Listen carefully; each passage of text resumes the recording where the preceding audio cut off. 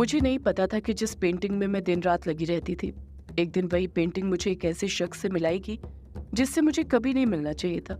अगर मैं उससे नहीं मिलती तो शायद तुम्हारी माँ को कभी डायनों की काली दुनिया में प्रवेश लेने की जरूरत न पड़ती। चित्रा नम लहजे के साथ युग की तरफ देखते हुए कहती है, तुम समझ गए होगे युग बेटा, मैं किसकी बात कर रही हूँ। इतना कहकर चित्रा खुद चुप हो जाती है। युग को ऐसा लगता है जैसे चित्रा आंसू के अंदर से उससे बातें नहीं कर रही हो, बल्कि वहीं पर उसके सामने ही मौजूद हो और उसे सब कुछ बता रही हो।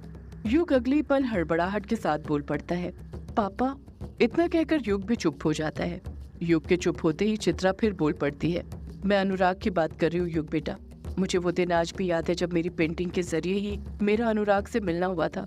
अनुराग के कॉलेज में हिंदी दिवस के अवसर पर इंटर कॉलेज पेंटिंग कंपटीशन था और उसी में पार्टिसिपेट करने के लिए मैं उसके कॉलेज गई थी। वो पेंटिंग कंपटीशन काफी अलग था। उसमें आंख पर पट्टी बांधकर पेंटिंग बनानी थी।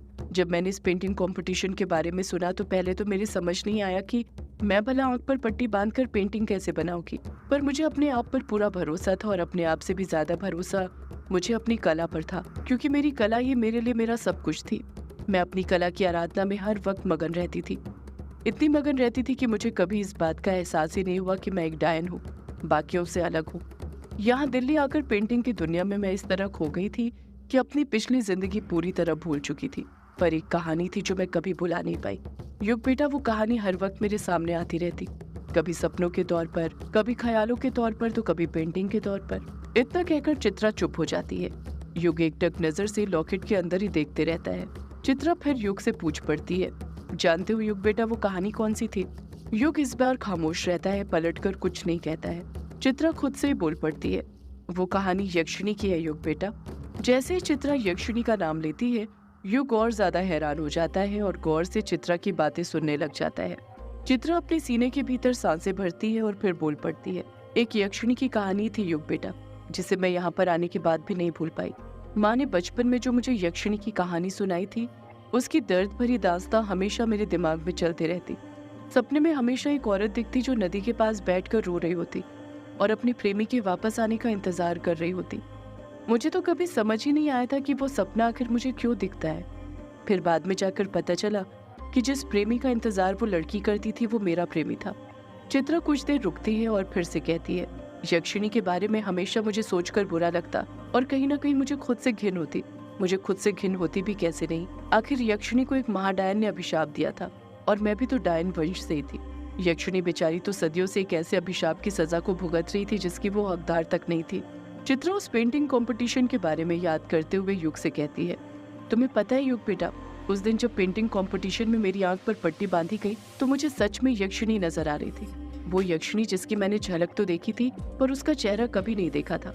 उस दिन आंख पर पट्टी बांधने के बाद ही मैंने पहली बार उसका चेहरा देखा था और जैसे ही मैंने उसका चेहरा देखा, कैनवास पर मेरे हाथ अपने आप चलने लगे। मेरा खुद के हाथों पर कुछ कंट्रोल ही नहीं था।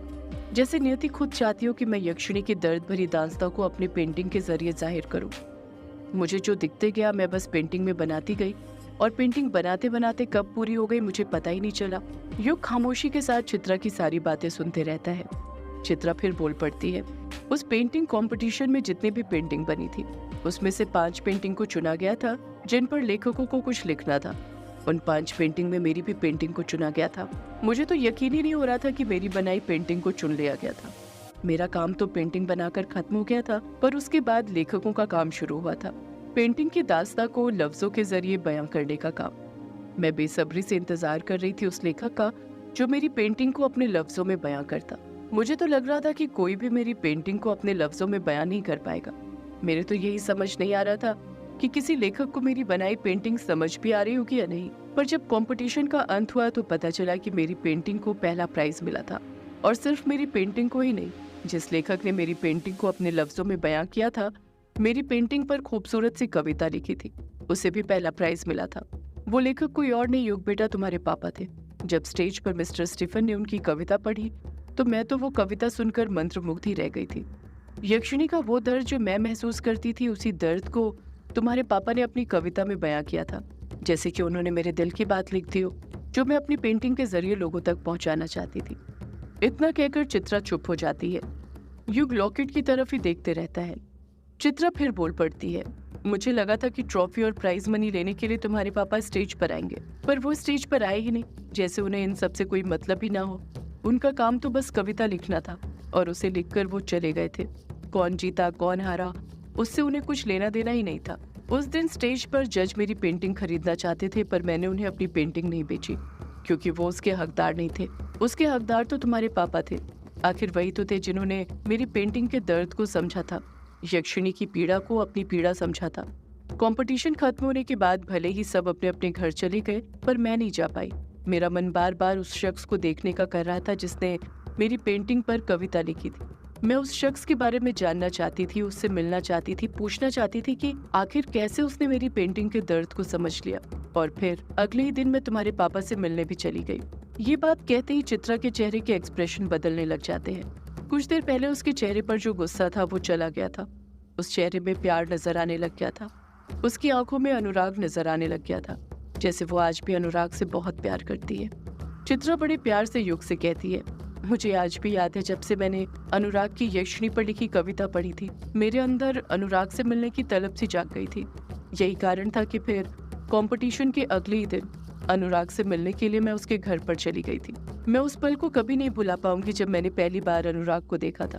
तुम्हें पता है युग बेटा, जब मैं अनुराग से मिलने के लिए उसके घर पर गई थी तो उस वक्त भी वो एक किताब पढ़ रहा था, धर्मवीर भारती की किताब, गुनाहों का देवता।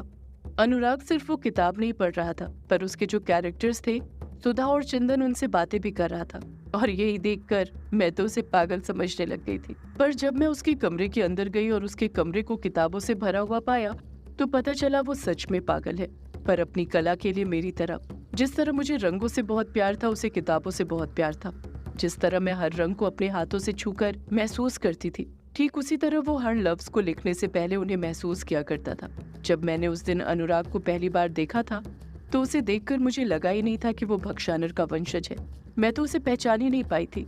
मेरी चोटी का जूड़ा बंधा होने के कारण मेरी डायन की शक्तियां भी बंधी रहती थी, जिस कारण मुझे कभी इस बात का एहसास ही नहीं हुआ कि अनुराग भक्षानर का वंशज है। उसकी बातों से वो एक नेक सज्जन इंसान लगता था। वो बहुत ही शांत स्वभाव का और एक अच्छा इंसान था जो दिन भर अपनी कला में डूबा रहता था। उसकी इसी कला ने तो मुझे उसका दीवाना बना दिया था। उस दिन अनुराग से मिलने पर मैंने उससे कई बातें की, उसे भी जाना और उसकी कला को भी। अनुराग से मिलकर मुझे लग ही नहीं रहा था कि मैं किसी अनजान से मिल रही हूँ। कुछ देर बात करने के बाद मुझे ये लगने लग गया था जैसे वो मेरा कोई अपना हो जिसे मैं पहले से जानती थी। उस दिन मैंने अनुराग से पूछा था कि आखिर वो यक्षिणी को कैसे जानता है, तो उसने कहा था कि उसे खुद नहीं पता। उसने तो बस कलम उठाई और उसके हाथ कागज पर अपने आप चल दिए, ठीक उसी तरह जिस तरह मेरे ब्रश उठाने पर मेरे हाथ कैनवास पर अपने आप चलने लग गए थे। जैसे ही चित्रा ये बातें युग को बताती है, युग को अनुराग की उस कहानी के बारे में याद आ जाता है जो उसने लिखी थी अपने पिता के पेन से। उसे याद आता है कि चित्रा ने जिस मुलाकात के बारे में जिक्र किया था उस किताब में भी यही सब लिखा हुआ था। अनुराग और चित्रा पेंटिंग कंपटीशन के जरिए ही एक दूसरे से मिले थे। चित्रा अपनी बात को आगे जारी रखते हुए कहती है, उस दिन जाते वक्त अनुराग ने मुझे गुनाहों का देवता किताब भी दी थी और कहा था कि पढ़कर बताऊं कि सुधा की गलती थी या चंदन की। उसी किताब के जरिए तो मेरी उससे दोस्ती हुई थी। किताब पढ़ने के बाद जब मैंने अपना नजरिया चंदन और सुधा के बारे में अनुराग को बताया तो अनुराग को मेरा नजरिया बहुत पसंद आया।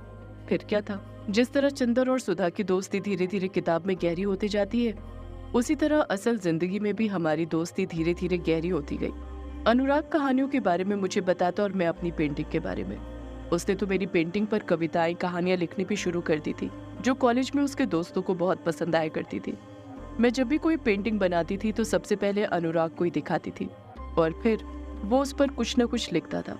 एक वक्त पर तो मुझे ये लगने लग गया था कि अब मैं पेंटिंग अपने लिए नहीं बल्कि अनुराग के लिए बनाती हूँ, उसे खुश करने के लिए। मुझे खुद पता नहीं चल रहा था कि मुझे हो क्या रहा था। मैं जितनी बार सोचती थी कि अनुराग से ना मिलूं, उतनी बार मेरा उससे मिलने का मन किया करता था। पता नहीं क्या था अनुराग में जो मुझे उसकी तरफ खींचता रहता था। हमारी दोस्ती इतनी ज्यादा गहरी हो गई थी कि मुझे डर लगने लग गया था कि कहीं ये दोस्ती प्यार का रूप न ले ले। पर सच तो ये था कि हमारे बीच कभी दोस्ती थी ही नहीं। हमारे बीच तो शुरू से प्रेम था। जिन्हें अपनी अपनी कला से प्रेम होता है वो भला प्रेमी कैसे नहीं बनते। मैंने अनुराग को पूरी तरह अपने मन में बसा लिया था, पर अनुराग के मन में मैं थी या नहीं ये मुझे नहीं पता था, क्योंकि वो कभी मुझे उन नजरों से देखा ही नहीं करता था। हमेशा किताबों में घुसा रहता था। मैंने काफी वक्त तक इंतजार किया कि अनुराग आज नहीं तो कल अपने दिल की बात मुझसे जरूर कहेगा, पर उसने कभी वो बात कही ही नहीं। फिर एक दिन मैंने खुद फैसला कर लिया था कि मैं खुद अनुराग को अपने दिल की बात बता दूंगी। पर मैं अनुराग को अपने दिल की बात बताते उससे पहले ही मुझे उसकी जिंदगी का वो राज पता चला जिसने मेरी पूरी दुनिया को बदल कर रख दिया। इतना कहकर चित्रा फिर चुप हो जाती है। चित्रा के चेहरे के एक्सप्रेशन फिर से बदलने लग जाते हैं। वो चेहरा जिस पर कुछ देर पहले प्यार नजर आ रहा था, उस चेहरे पर एक डर, एक घबराहट नजर आने लग जाती है। चित्रा कुछ डरते हुए युग से कहती है, अनुराग की मुझे उस सच्चाई के बारे में पता चला जिसे जानने के बाद मैं उससे दूर होना चाहती थी, उससे कभी नहीं मिलना चाहती थी। मैं नहीं चाहती थी कि यक्षिणी की जो सदियों से कहानी दोहराई जा रही है वो मेरी वजह से फिर एक बार दोहराई जाए। सदियों से है पुरानी ये है यक्षिणी की कहानी। यक्षिणी एक आग है, यक्षिणी तेरा ख्वाब है।